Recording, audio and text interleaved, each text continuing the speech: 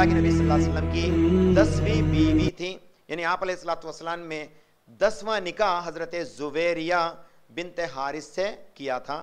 जिस जगह पे बातें आती हैं, अब ये बनु मुस्तलिक का एक कौम था, एक कबीला था जिसके साथ अल्लाह के नबी सल्लल्लाहु अलैहि वसल्लम ने जंग की, और वहाँ पे आप अलैहिस्सलातु वस्सलाम की लश्कर जो हैं इनके ऊपर यानी बनु मुस्तलिक के ऊपर गालिब आ जाते हैं, और वहाँ के कई सारे माल और दौलत को, कई सारे मर्दों को शहीद कर देते हैं, और कई सारी औरतों को, मर्दों को जो है बंदी बना लेते हैं। अब ये बंदी बनाकर इनके साथ मदीना को लाया जाता है, तो आप अलैहिस्सलातु वस्सलाम के पास एक खूबसूरत औरत आती है। हज़रत आयशा रज़ी अल्लाह तआला अन्हा इस हदीस की राविया फरमाती है, एक अच्छी खूबसूरत लड़की थी जो अल्लाह के नबी सल्लल्लाहु अलैहि वसल्लम के साथ आई थी। तो देखिए यहाँ पे हज़रत जुवेरिया का असल नाम था बर्रा, बर्रा बिनते हारिस का नाम था इनका। आप अलैहिस्सलातु वस्सलाम ने उस नाम को तब्दील किया, क्योंकि वो ज़माने में ऐसे बद रस्मों के साथ जो है नाम रखा करते थे, ऐसे तमाम नामों को अल्लाह ताला के नबी सल्लल्लाहु अलैहि वसल्लम बदल दिया करते थे, अपने बीवियों के हक़ में भी और दीगर मुसलमानों के हक़ में भी। तो जिस तरह से अब्दुल्लात बोल के एक नाम आता, अब्दुल शम्स बोल के नाम आता, हज़रत अबू बकर सिद्दीक़ रज़ी अल्लाह ताला अन्हु का नाम क्या है, अब्दुल शम्स था। वो शम्स के बंदे कहलाते थे उस वक्त, लेकिन आपने जब इस्लाम कबूल किया तो आप अलैहिस्सलातु वस्सलाम ने उनको अब्दुर रहमान का नाम दिया। किसका? अब अबू बकर सिद्दीक़ रज़ी अल्लाह ताला अन्हु का असल नाम अब्दुर रहमान, जो कि आपको गाय बकरियों से बहुत ज़्यादा दिलचस्पी थी, तो जो है आप अलैहिस्सलातु वस्सलाम ने उनको अबू बकर का लक़्ब जो है कुन्यत दी थी, अच्छी एक पेट नेम दी थी, जिसके ज़रिए से जो है आप मारूफ व मशहूर हो गए। और हर सहाबी जब भी आप अलैहिस्सलातु वस्सलाम इनके लिए कोई नाम देते तो वह उसी नाम से बुलाना पसंद करते थे। तो बहरहाल ये चंद बातें थी। तो हज़रत जुवेरिया रज़ी अल्लाह ताला अन्हा का पहला नाम था बर्रा, और इनका एक शौहर था, जबकि ये जंग के अंदर मर जाता है, मुसलमान उसको जो है शहीद कर देते हैं, तो ये विधवा भी हो जाती है, और इसका बाप जो है एस्केप हो जाता है। यानी हज़रत बर्रा, हज़रत जुवेरिया रज़ी अल्लाह ताला अन्हा का बाप वो पूरे कबीले का सरदार था। सरदार तो जंप हो जाता है, वहाँ से एस्केप हो जाता है, तो बाद में ये जंग जीता जाता, तो हज़रत जुवेरिया रज़ी अल्लाह ताला अन्हा जो है बंदी बनाकर नबी सल्लल्लाहु अलैहि वसल्लम के सामने जो है पेश किया जाता। आप अलैहिस्सलातु वस्सलाम के एक सहाबी का नाम आता है इसमें साबित बिन कैस या इनके चचा, दोनों का जिक्र आता है हदीस के अंदर। हज़रत साबित बिन कैस के माल गनीमत का हिस्सा थी हज़रत जुवेरिया। तो देखिए माल गनीमत में क्या होता था, पैसा भी आता, जायदाद दौलत वगैरह भी आती है, साथ ही साथ जितने भी लोग बंदी बनाए लिए जाते इनको भी जो है लोगों के अंदर तकसीम किया जाता गुलाम बनाने के लिए। अगरचे वो इस्लाम लाते हैं तो ये मुसलमान के लिए होता कि वो इस्लाम लाया तो उसको आज़ाद कर दे, क्योंकि अल्लाह ताला के नबी सल्लल्लाहु अलैहि वसल्लम के कई सारे ऐसे अहादीस है जिसमें ग़ुलामगी को कैंसिल करते हैं और ग़ुलाम को आज़ाद करना सवाब का काम बताते हैं। इस्लाम स्टेप बाय स्टेप जो है मॉडिफाई किया गया। याद रखिए, आज का आयत उतरी, सभा का सभा सबको जो है बदल दिया, ऐसा नहीं हुआ। आज आयत आई तो 23 साल तक इस्लाम के अंदर मॉडिफिकेशन, अपडेशन होते रहा, और आखिरी ज़िंदगी को हम इसीलिए लेते हैं, अल्लाह के नबी सल्लल्लाहु अलैहि वसल्लम की आखिरी ज़िंदगी को, कि ये बेस्ट ज़िंदगी है बोल के हम इसीलिए लेते हैं। तो बहरहाल ग़ुलाम को जो है बांटा जाता था, लोग आते हैं, मर्द आते हैं, औरत आते हैं, सबको जो है बांट दिया जाता था। जब हज़रत जुवेरिया साबित बिन कैस या इनके चचा के हक़ में आ गई, तो ये कहने लगी जाके साबित बिन कैस से, मैं मेरे कबीले के सरदार की बेटी हूँ, ये मुझे ज़ेबा नहीं देता कि मैं किसी की ग़ुलाम बन के रहूँ, तो तुमसे जो है मैं एक अहदा, एक सुलह करना चाहती हूँ, एक मुआहिदा करना चाहती हूँ कि अगरचे मैं इतना रकम दे दूँ तो तुम मुझे ग़ुलाम, तुम मुझे आज़ाद कर दे। ये कहती थी, तो उन्होंने एक रकम को फिक्स किया, अब जा इतना पैसा अगरचे तू ला के मुझे दे देती हैं तो मैं जो है आज़ाद कर दूंगा बोल के बोल दिए। तो ये बात समझकर हज़रत जुवेरिया रज़ी अल्लाह ताला अन्हा दीगर सहाबा के पास जाते जाते आखिरकार मोहम्मद सल्लल्लाहु अलैहि वसल्लम के पास आती है। जब ये नज़दीक को आते रहती, अल्लाह के नबी सल्लल्लाहु अलैहि वसल्लम तो इन्हों को अभी देखे ज नहीं, हज़रत आयशा पहले से देख लेती हैं। हज़रत आयशा देख लेती, कहते हैं काश की औरत हमारे दर पे ना आती तो अच्छा होता, ऐसा समझते। क्यों?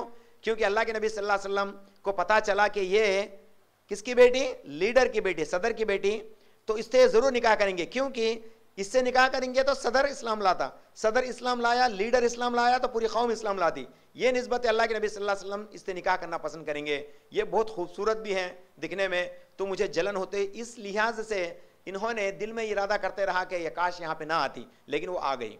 अल्लाह के नबी सल्लल्लाहु अलैहि वसल्लम जो है अपने हुजरे से कपड़ा हटाकर इसको देखते हैं और ये कहती है, अय अल्लाह के नबी, कहती है, और ये खातून कहती हैं, अय अल्लाह के नबी, आप अल्लाह के नबी हैं, आप ही लीडर हैं ना पूरे मामले के, तो मैं आपसे गुजारिश करती हूँ कि आप मुझे कुछ रकम दे दो ताकि मैं साबित बिन कैस को उस रकम दे के मैं अपने आप को आज़ाद कर दूँ। ये कहती थी। अल्लाह के नबी सल्लल्लाहु अलैहि वसल्लम फरमाते हैं, तू लीडर की बेटी, तू सदर की बेटी है? बोलते हाँ मैं सदर की बेटी, मुझे गवारा नहीं देता कि किसी के पास गुलाम बन के रहूं। ये कहती है। तो अल्लाह के नबी सल्लल्लाहु अलैहि वसल्लम फरमाते हैं, अगरचे मैं तेरे हक में इससे भी कुछ बेहतर दे दूं तो क्या तू पसंद करेगी?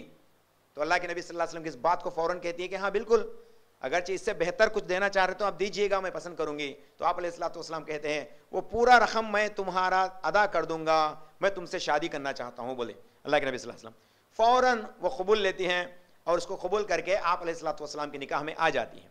एक हदीस में ये रिवायत मिलती है।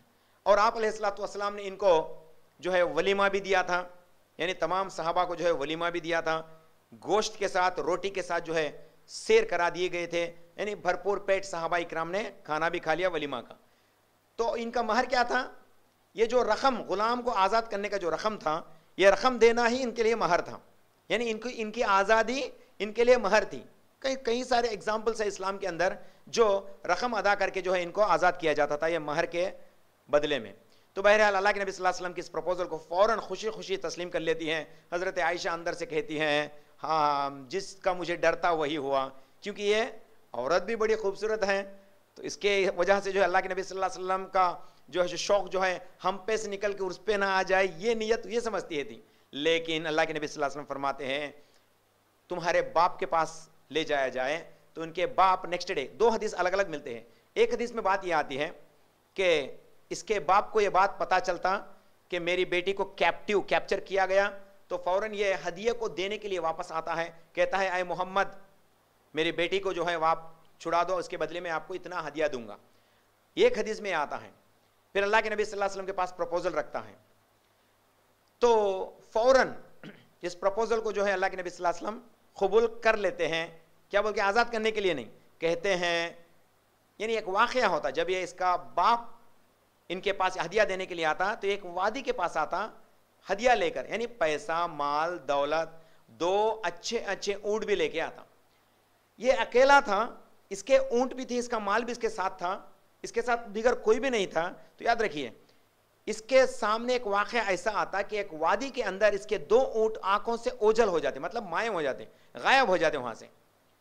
अब ये ढूंढता, इधर उधर टटोलता, अभी तक तो थे मेरे सामने, लेकिन ये गायब हो गए। ये टटोलता, फिर क्या करता, नहीं चलो अभी छुड़ गए किधर की, बोल के जितना मेरे पास माल था मैं उसी को देकर मेरी बेटी को आज़ाद कराऊंगा, बोल के नबी सल्लल्लाहु अलैहि वसल्लम के पास आता। तो नबी सल्लल्लाहु अलैहि वसल्लम फरमाते, तेरे वो दो ऊँट कहाँ हैं जो अभी तू साथ में लाया था मुझे हदिया में देने के लिए? मतलब ये वाक़या किसको मालूम था? सिर्फ उस बाप अकेले को मालूम था, उसके पास कोई भी नहीं था। लेकिन ये वाक़या नबी सल्लल्लाहु अलैहि वसल्लम को बता दिया गया वही के जरिए से। तो उन्होंने कहते हैं, तेरे दो ऊँट कहाँ हैं जो मुझे देने के लिए लाया था? तो ये वाक़या सुनता ही उसने कहा कि वाकई आप अल्लाह के नबी हैं, क्योंकि मेरे अलावा, रब के अलावा ये वाक़या कोई भी नहीं जानता। आप जबकि ये वाक़या जानते हैं तो मैं ईमान लाता हूँ। कहता है ला इलाहा इल्लल्लाह मुहम्मदुर रसूलुल्लाह, और खुशी खुशी नबी करीम सल्लल्लाहु अलैहि वसल्लम के सामने अपनी इस्लाम को तस्लीम करता है। जैसे भी इसने इस्लाम तस्लीम किया, इसके कौम वाले तमाम जो है, जो अभी बच के थे, वो सब जो इस्लाम कबूल कर लेते। अब ये वाक़या जो हज़रत ज़ुबैरिया से अल्लाह के नबी सल्लल्लाहु अलैहि वसल्लम ने निकाह किया, ये वाक़या मुसलमानों को मालूम होता, जैसे कि साबित बिन कैस, इसी तरह से उमर फारूक, इसी तरह से अली रज़ी अल्लाह तआला अन्हु, इनके पास भी जितने भी गुलाम थे ना, कहा जाता है 100 खानदान वाले थे, इनके 100 घरां थे। किसके साथ? ये जो बनु मुश्तलिक की कौम में जो कब्जा करके लेके आए ना, ये पूरे 100 खानदान थे, और हर खानदान के 7 जने के हिसाब से एवरेज में कहा जाता है 700 लोग थे जो बंदी बनाए गए थे। तो जब भी ये बात पता चलता है कि अल्लाह के नबी सल्लल्लाहु अलैहि वसल्लम ने इस सदर के बेटी से निकाह किया, तो लोग कहने लगे, सहाबा कहने लगे, या रसूल अल्लाह, अब तो ये लोग जिनको हमने बंदी बना के रखा ये तो हमारे रिश्तेदार हो गए, क्योंकि जब से आपने उस लड़की से शादी किया और उसका बाप इस्लाम कबूल किया तो ये तो आपका ससुरा हो गया, और ससुरा के दोस्ता आपके दोस्ता आपके ससुराल, तो हम इज्जत करते हैं और हम भी अपने तमाम गुलाम को आज़ाद कर देते हैं। इस तरह से जो है पूरी की पूरी कौम उस वक्त ईमान ला लेती है। देखें ना नबी सल्लल्लाहु अलैहि वसल्लम कितना दूर सोचें। लोग कहते हैं नबी सल्लल्लाहु अलैहि वसल्लम को जो जज्बा था कि शादियां ज़्यादा करते, नहीं, अल्लाह के नबी सल्लल्लाहु अलैहि वसल्लम की सोच वो थी, इस्लाम को फैलाना इनका असल मकसद था। हज़रत आयशा भी ये सोची, क्या बोल के, ये खूबसूरत है तो अल्लाह के नबी सल्लल्लाहु अलैहि वसल्लम से शादी का प्रपोजल ले लेते बोल के। लेकिन आप अलैहिस्सलातु वस्सलाम का दूरंदेशी देखिए, जब इन्होंने हज़रत बरा यानी हज़रत जुवैरिया रज़ी अल्लाह तआला अन्हा से शादी किया तो इनका बाप इस्लाम कबूल किया और पूरी कौम इस्लाम कबूल, इनके लिए महर था। ये हो गई 10वीं बीवी हज़रत जुवैरिया रज़ी अल्लाह तआला अन्हा के चंद वाक़यात। और इसी तरह से आखिरी में एक वाक़या मिलता है कि ये जब से इस्लाम लाती हैं तकरीबन 6 हिजरी या 5 हिजरी का एक वक्त बताया जाता है, 5 या 6 हिजरी में इनसे निकाह किया। उस वक्त से लेकर जब तक ये इंतकाल कर गई उस वक्त तक हमेशा जिक्र और अस्कार ज़्यादा किया करती थी। एक वाक़या इसमें सही मुस्लिम की एक हदीस में आता है, सही मुस्लिम की हदीस है, सुनन भी मुस्नद अहमद की भी एक हदीस है। कहा जाता है आप अलैहिस्सलातु वस्सलाम जब घर गए सुबह को, इनकी बारी थी, और बारी के ताल्लुक से मैं बोला ना आपको, अल्लाह के नबी सल्लल्लाहु अलैहि वसल्लम के जब कम बीवियाँ थे 7-7 दिन का एक बारी लगता था। जब इनके ज़्यादा बीवियाँ होते चले गए तो इनको हर रोज़ एक बीवी के पास बारी दिया जाता था। तो आप अलैहिस्सलातु वस्सलाम जब इनकी बारी आई, किसके, हज़रत जुवैरिया रज़ी अल्लाह तआला अन्हा की बारी आई, तो आप अलैहिस्सलातु वस्सलाम जब घर जाते हैं तो देखते हैं सुबह सुबह जुवैरिया रज़ी अल्लाह तआला अन्हा जिक्र में बैठी हुई है। चलो ये जिक्र में है, अल्लाह के जिक्र के अंदर बैठी है बोल के खुशी खुशी वापस चले जाते हैं। फिर जब दोपहर को आते हैं तो भी ये फिर जिक्र में बैठ को रहती, अल्लाह के नबी सल्लल्लाहु अलैहि वसल्लम फिर वापस चले जाते। फिर जब शाम को आते तो फिर ये जिक्र की हालत में बैठी रहती। अल्लाह के नबी सल्लल्लाहु अलैहि वसल्लम ने इनसे कहा क्या तुम सुबह से जिक्र में बैठी हो? कहने लगी हाँ अल्लाह के नबी, मैंने सुबह से जिक्र में बैठी हुई हैं। तो आपने जिस तरह से जो भी जिक्र किया तो आपका अल्लाह ताला कबूल ही कर लेगा, लेकिन मैं आपको क्या ऐसी बातें ना बताऊं जो आपके लिए इन तमाम अज़कार से बेहतर साबित हो? तो सिर्फ आप मेरे 4 कलमे आप सीखो और वो 3-3 मरतबा पढ़ो, तो ये आपका 3-3 मरतबा ये 4 कलमे पढ़ना सुबह से शाम तक किए जाने वाले तमाम अज़कार से बेहतर होगा। ये सही मुस्लिम की सही हदीस है। और ये आज जो जिक्र वाले अल्फाज बताए जाते हैं आप गौर कीजिएगा सामाइन में से, सुबहान अल्लाहि व बिहम्दिही ये 3 मरतबा, सुबहान अल्लाहि व बिहम्दिही ये 3 मरतबा। इसी तरह से सुबहान अल्लाहि अदद क़ल्बिही ये 3 मरतबा। इसी तरह से सुबहान अल्लाहि रिजअ नफ्सिही, सुबहान अल्लाहि रिजअ नफ्सिही ये 3 मरतबा आपको जो है पढ़ने के लिए हुक्म फरमाते हैं अल्लाह के नबी सल्लल्लाहु अलैहि वसल्लम। और कहते हैं सुबहान अल्लाहि ज़ीनत अर्शिही ये भी 3 मरतबा अल्लाह के नबी सल्लल्लाहु अलैहि वसल्लम पढ़ने के लिए कहते हैं। सुबहान अल्लाहि व बिहम्दिही ये 3 मरतबा। इसी तरह से सुबहान अल्लाहि अदद क़ल्बिही, और इसी तरह से सुबहान अल्लाहि रिजअ नफ्सिही, और इसी तरह से सुबहान अल्लाहि ज़ीनत अर्शिही। ये अल्फाज अगरचे आप पढ़ते चले जाएंगे तो इंशाअल्लाह ताला आपके हक़ में बहुत सारा सवाब मिलेगा। सिर्फ 3-3 मरतबा पढ़ने के लिए कहा, कितने देर पढ़ लेते हैं? 2-3 मिनट, उससे ज़्यादा तो नहीं हो सकता। तो ये अंदाज़ा लिखिए आप, सुबह से शाम तक इतना जिक्र के बदले में अगरचे छोटे छोटे अल्फाज के साथ हम जिक्र करेंगे तो इंशाअल्लाह ताला इसका अजर आपको बेहिसाब मिलेगा। क्योंकि ये आयत नबी सल्लल्लाहु अलैहि वसल्लम उनके ज़ौजा हज़रत जुवैरिया के हक़ में फरमाए थे, और एक ही दिन था इनकी बारी। ये पूरा दिन जो है इन ये जिक्र में बैठी रही। तो अल्लाह के नबी सल्लल्लाहु अलैहि वसल्लम इनडायरेक्टली कहना चाहते थे जिक्र ही काफ़ी नहीं बल्कि आपका आपके शोहर के लिए भी हक़ है, आपका आपके शोहर के लिए भी हक़ है, यानी आपके शोहर का भी आपके ऊपर हक़ है। तो पूरे हमेशा जिक्र में बैठना भी इस्लाम मुनासिब नहीं करार देता। याद रखिए, अगरचे आप गैर शादीशुदा हैं तो आपके लिए हमेशा जिक्र के अंदर अल्लाह ताला के नबी सल्लल्लाहु अलैहि वसल्लम जो है आपको उभारते हैं। आप शादीशुदा नहीं हैं, आप अकेले हैं, तो आप या तो रोज़ा रखो, या तो अल्लाह की जिक्र करो, या तो तिलावत करो, अलाउड, परमिटेड। लेकिन अगरचे आप शादीशुदा हैं तो अल्लाह के नबी सल्लल्लाहु अलैहि वसल्लम जब भी नफिल रोज़ा भी औरत रखना चाहती फरमाते जा तेरे शोहर से परमिशन ले।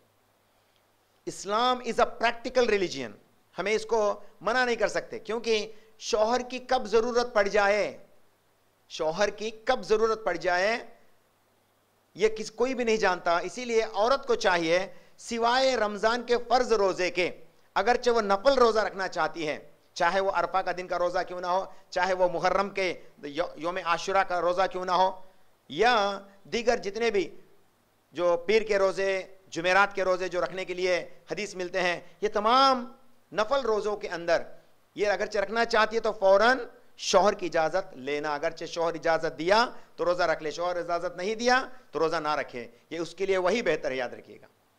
ये इस्लाम सिखाता है, क्योंकि इस्लाम प्रैक्टिकल है। इस्लाम मूढ़ नहीं सिखाता, इस्लाम जो है एक मुंह से धोरणी नहीं सिखलाता, लेकिन इस्लाम हमेशा रीजनिंग का ऊपर रहता है, प्रैक्टिकल रिलीजन होने की वजह से। तो बहरहाल ये चंद बातें थी जो हजरत जुवेरिया रजी अल्लाह तआला अन्हा के ताल्लुक से नबी सल्लल्लाहु अलैहि वसल्लम के वाक़यात थियाँ।